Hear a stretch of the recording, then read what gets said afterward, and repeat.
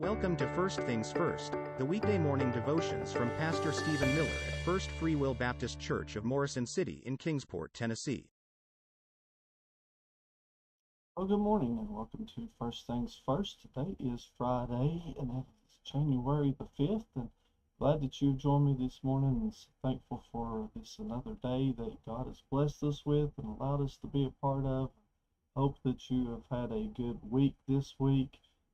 Thinking back on what we've studied, we've been talking a lot about John the Baptist, and thankful for the word that we have to be able to read and understand the faithfulness of some, and we have that today in John the Baptist. And again, so thankful for the word that the Lord is always there for us and to help us and to give us that strength. I know sometimes it'll cut us, but that also actually is there to help us and to show us a better way, and that's God's way. And today, as we get into God's Word, again, been talking about John the Baptist and his testimony about what Jesus thought of him. And today's scripture is going to come to us from Mark chapter 6, verse 14 through 29. Quite a bit of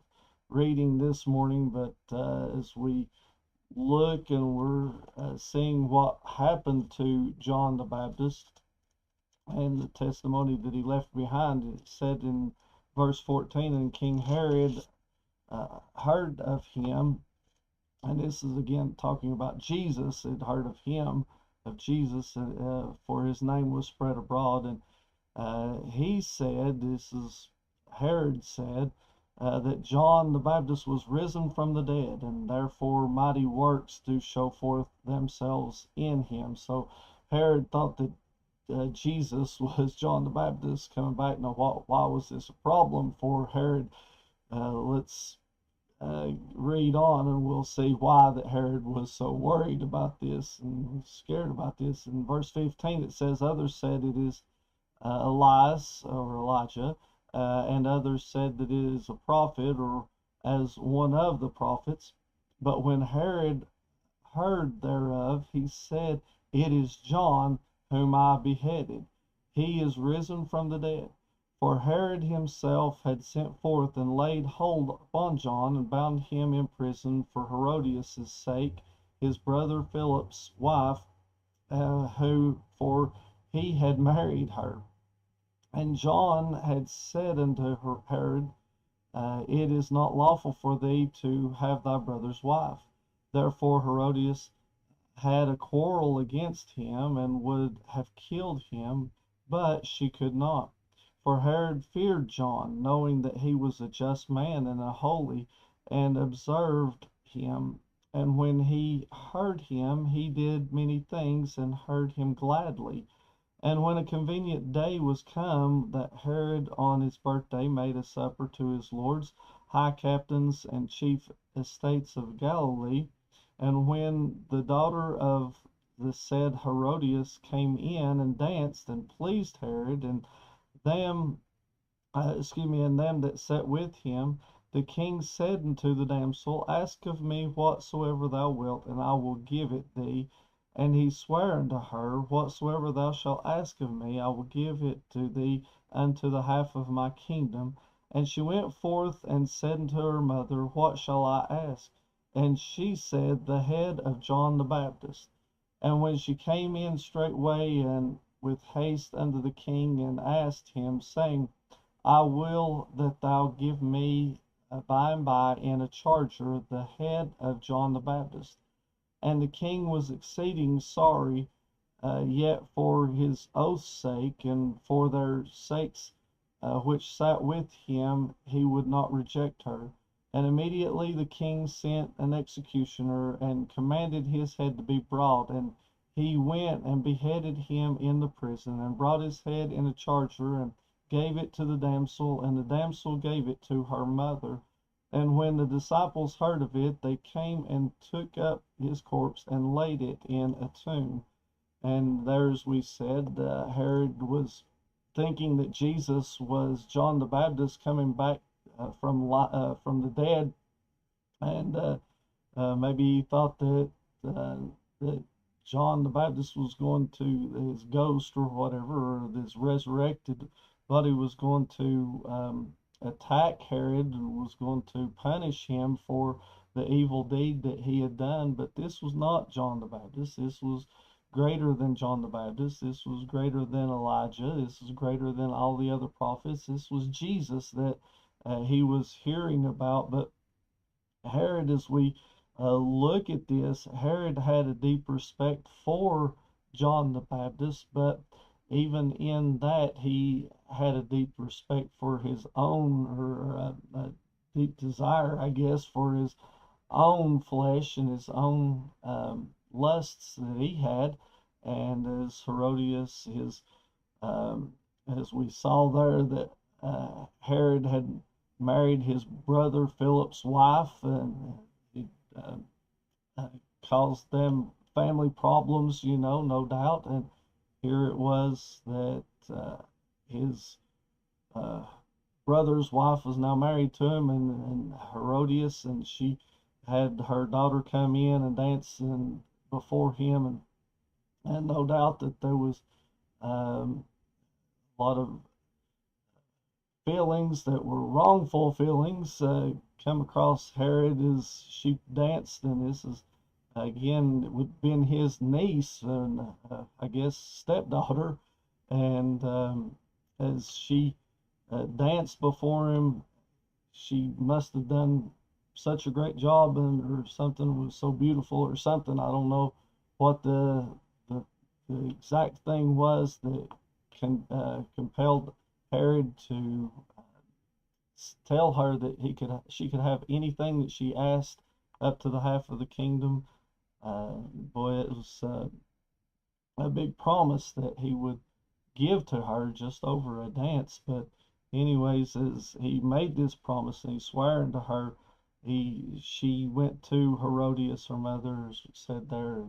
Uh, Herodias asked for John the Baptist's head on a charger. It's actually on a platter, and this is where we get the term, a head on a silver platter, that this is where this comes from, because this is what was done with John the Baptist. He came. But as we look at John the Baptist's life, though, even in this death that he had, people were thinking about him, especially Herod was thinking about him. And if you look in that and you see how in verse 20 it says, "For Herod feared John, knowing that he was a just man and a holy man, and observed him.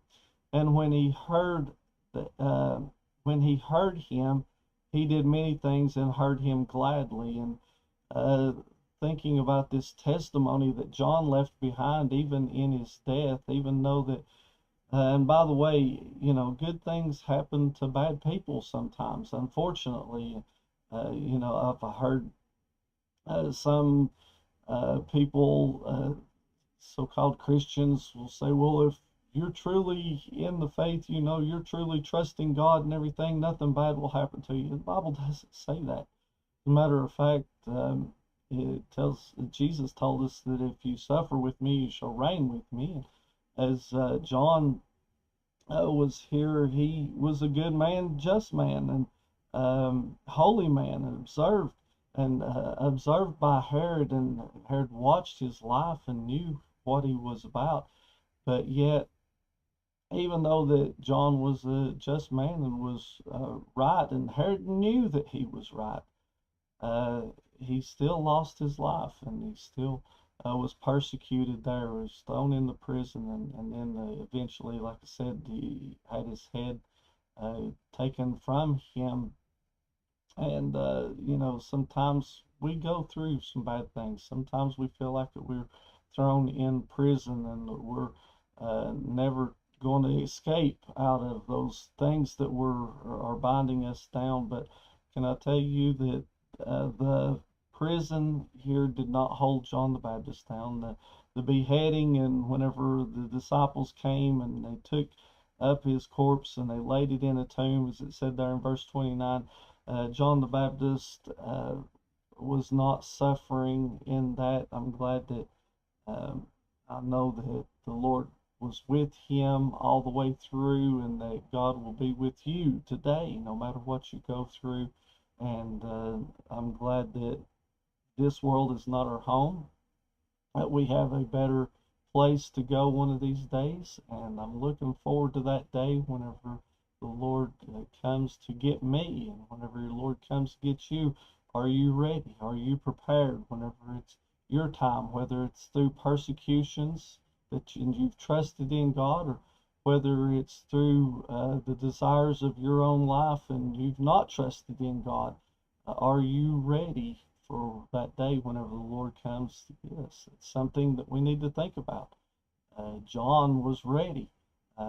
Today, by the grace of God, I'm ready. I'm ready to go. I thank God for that. I made my plans about 33 years ago. This past week, I celebrated my anniversary of being saved, and I'm thankful for that day whenever God saved somebody like me. I was so undeserving and unworthy of his salvation.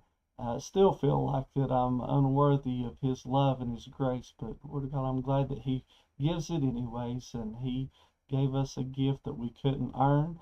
He gave us a gift that we couldn't deserve, but he gave us life, and that we might have it more abundantly, as John 10:10 tells us. So today, I hope that you have that abundant life. I hope that you can live your life trusting in the Lord, and no matter what you're going through, if it's prison, or it's a heartache, it's a storm that you may be facing right now, just keep on trusting the Lord, and it's going to be worth it one of these days. It was for John.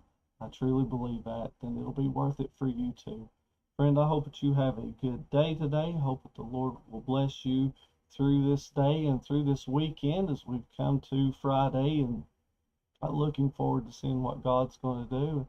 I pray that you'll be in church somewhere this coming Sunday, and if you're in the area, we'd love to see you here at First Free Will Baptist Church of Morrison City. Members, if you're watching this morning, we expect you here this coming Sunday, and hope that the Lord will bless you, especially starting off the first Sunday in the new year of 2024. And as our sign says out front, says we want to serve him more in 2024. Jesus saves. I'm glad that he still does. So today, again, hope that you have a blessed day. If you're not able to come this coming Sunday to our services, I hope that you'll tune in and watch it online, or if not, I hope to see you back here again. First things first on Monday morning. God bless you is our prayers. First Things First is a ministry of First Free Will Baptist Church of Morrison City. We are located at 211 West Carters Valley Road in Kingsport, Tennessee.